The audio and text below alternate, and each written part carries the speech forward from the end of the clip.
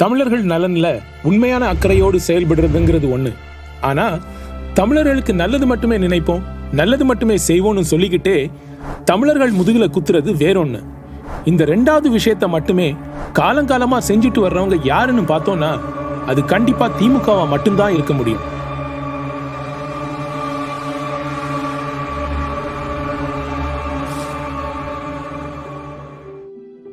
நம்பிக்கை துரோகங்கிற வார்த்தைக்கு அகராதியில அர்த்தம் தேடி பார்த்தோம்னா அதுல கூட திமுக தான் இருக்கும்.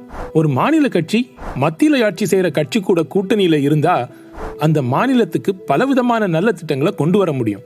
ஆனா 1996 இருந்து 2013 வரை 17 வருஷமா மத்தியில திமுக வேற வேற கூட்டணியில இருந்தும் நம்ம தமிழ்நாட்டுக்கு என்ன நல்ல விஷயம் செஞ்சாங்க அப்படின்னு பார்த்தா ஒண்ணுமே கிடையாதுங்கிறது தான் உண்மை.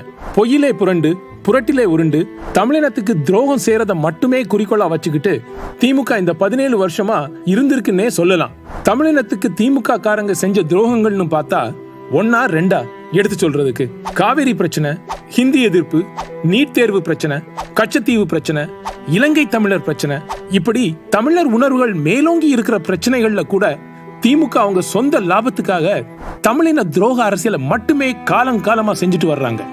காவிரி பிரச்சனை தலை தூக்க தொடங்கி இருந்த 1970களில் திருமதி இந்திரா காந்தியோட காங்கிரஸ் கட்சி கூட கூட்டணியில இருந்துச்சு திமுக.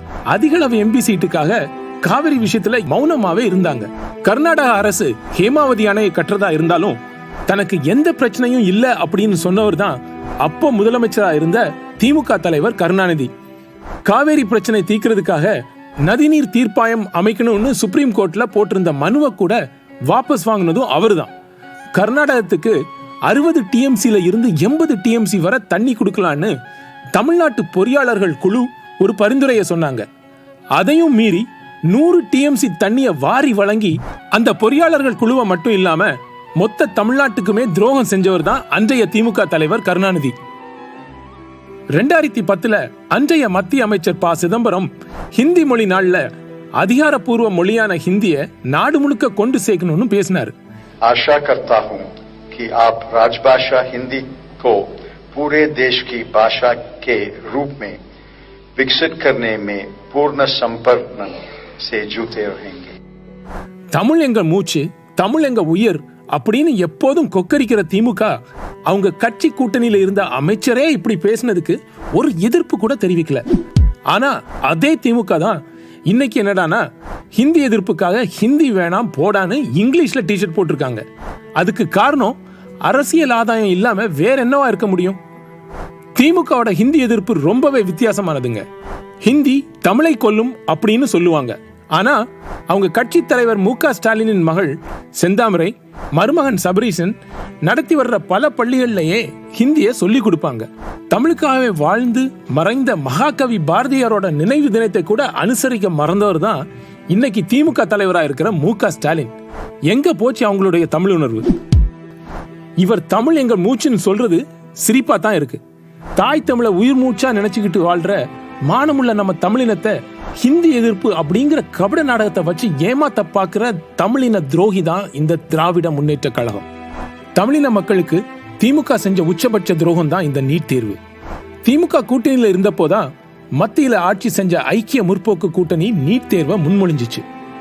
பதவி ஆசைனாலையும் பணம் சம்பாதிக்கணுங்கிற பேராசைனாலையும் திமுகவோட 8 மத்திய அமைச்சர்களும் மௌனமா இருந்து அவங்க தமிழின துரோகிகள் தான் அப்படிங்கறத மறுபடியும் உலகத்திற்கு நிரூபிச்சாங்க. ஜூலை 16, 2017 85% இடஒதுக்கீட்டை கொண்ட தமிழக அரசாணையால கோபமடைஞ்ச சில சிபிஎஸ்இ மாணவர்கள் சென்னை உயர்நீதிமன்றத்தை அணுகினாங்க. இந்த வழக்குல திமுகவின் கூட்டணியில இருந்த ப. சிதம்பரத்தின் மனைவி நளினி சிதம்பரம் அந்த மாணவர்களுக்காக ஆஜராகி சென்னை உயர்நீதிமன்றம் அந்த ஆணையை ரத்து செய்யும்படி செஞ்சாரு. அப்போ கூட மௌன விரதம் இருந்தவங்க மாதிரி திமுக தலைவர்கள் அமைதியா இருந்தாங்க. இப்படி பல முக்கிய நேரங்கள்ல அமைதியா இருந்து நீட் தேர்வால தமிழகத்தில் நடந்த 13 மாணவ செல்வங்களின் தற்கொலைகளுக்கு காரணமான திமுக தமிழின துரோகத்தை உச்சாணி கொம்புல தான் வச்சிருக்காங்க அப்படிங்கிறது உண்மை தமிழர்கள் எல்லாருக்கும் தெரிஞ்ச ஒண்ணு. காங்கிரஸ் கட்சிக்கு இதை பேசுவதற்கு எந்த விதமான தார்மீக உரிமை எந்த காலத்திலையும் கிடையாது. 2010 திராவிட முன்னேற்ற கழகம் உங்களோட கூட்டணியில் இருக்கிறது. என்ன பண்றீங்க? இந்த நீட் என்ற நேஷனல் என்ட்ரன்ஸ் எலிஜிபிலிட்டி டெஸ்ட அறிமுகப்படுத்தியது காங்கிரஸ் உடைய ஆட்சி. எப்படி நீங்க இப்ப பேசுறீங்க சட்டமன்றத்தில்? உச்சநீதிமன்றத்துடைய தலைமை நீதிபதி அமர்வு கொடுத்த தீர்ப்பை மீண்டும் ரத்து செய்து நீட்டை கொண்டு வர்றாங்க. இதுதான் நடந்தது. தமிழக மீனவர்களோட வாழ்வாதாரத்தை மொத்தமா வித்துட்டு அரசியல் ஆதாயம் தேடிய திமுக கச்சத்தீவை தார வார்த்தது ஊரே அறிஞ்ச விஷயம். 1974 கச்சத்தீவு சட்டவிரோதமா இலங்கைக்கு ஒப்படைக்கப்பட்டப்போ மத்தியில காங்கிரஸ் கூட திமுக கூட்டணியில இருந்துச்சு. அன்னைக்கு திமுக செஞ்ச துரோகத்தால இன்னைக்கும் இலங்கை கடற்படையினர் தாக்குதல்களை தமிழக மீனவர்கள் சந்திச்சிட்டு வராங்க. கச்சத்தீவுல நமது மீனவர்களுக்கு கிடைக்க வேண்டிய உரிமையை விட்டு கொடுத்தது அன்றைய முதல்வராக இருந்த கருணாநிதி தான். முள்ளிவாய்க்கால்ல இலங்கை தமிழர்கள் இலங்கை ராணுவத்தால கொத்து கொத்தா கொல்லப்பட்டாங்க. இந்த தமிழ் இனப்படுகொலை நடந்தப்போ ஆட்சியில் இருந்த திமுக தமிழர்னு சொல்லிட்டு இதை தடுக்கிறதுக்கு எந்த வகையிலையும் செயல்படவே இல்லை. வன்முறையையும் உணர்ச்சிகளையும் தூண்டுறதுக்கு மட்டும் திமுக தமிழ் அடையாளத்தை தொடர்ந்து பயன்படுத்திக்கிட்டே வர்றாங்க. ஆனா தமிழ் மக்கள் கொல்லப்பட்டதுல துளியும் வேதனை அடையாம அதுக்காக மத்திய அரசிடம் எந்தவித அழுத்தத்தையும் கொடுக்காம இருந்ததும் இதே திமுக தான். 2 லட்சத்துக்கும் அதிகமான தமிழ் மக்களோட இனப்படுகொலைக்கு உறுதுணையா இருந்ததை தமிழகம் ஒருபோதும் மறக்கவும் செய்யாது, மன்னிக்கவும் செய்யாது. இப்படி தமிழ் மக்களோட உணர்வுகளை புண்படுத்தி தமிழினத்துக்கு பச்சை துரோகம் செஞ்சுட்டு வர்ற திமுக இன்னைக்கு அவங்க கொண்டு வந்த பல திட்டங்களுக்கு எதிராக ரெட்ட வேஷம் போட்டுட்டு தமிழக மக்களை முட்டாளாக்க முயற்சி செய்யறாங்க. இப்படி அவங்க செய்யற எல்லா தமிழர் விரோத செயலும் அவங்களுடைய அரசியல் ஆதாயத்திற்கு மட்டும்தான் அப்படிங்கிறத நம்ம மானமுள்ள தமிழ்நாட்டு மக்கள் முழுசா தெரிஞ்சு வச்சிருக்காங்க.